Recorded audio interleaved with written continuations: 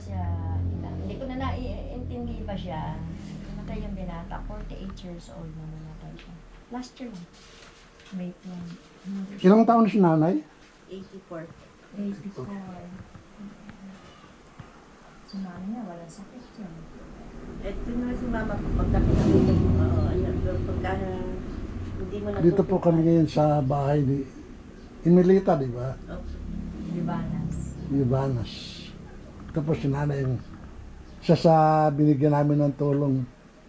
Kasi may nagbigay rin ng tulong na tiga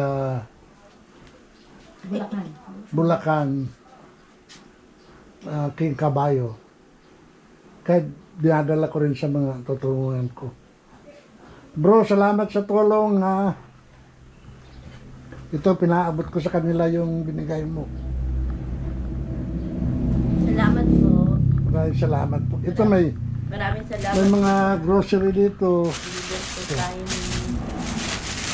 Pakibuksan mga Emily. Ayan ang diaper, may diaper. May diaper. Ay. Parang hindi ko na nahihirapan. Ay, opo. 240 yung ganyan. Salamat po. Balik pa rin ba kami dito? Tsaka yung mga pagkain. Ay, opo. Salamat, sir. Buksan niyo para ilagay sa lamesa. Para makita nung Ang tumulong sa atin. Para alam niya na tinutulong ko. May mga biscuit dyan, may noodle, merong sardinas, Ay, opo.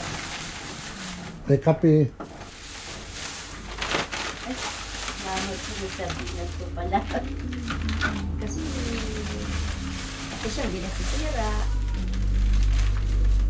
Lagyan lang po yan ng marunggay.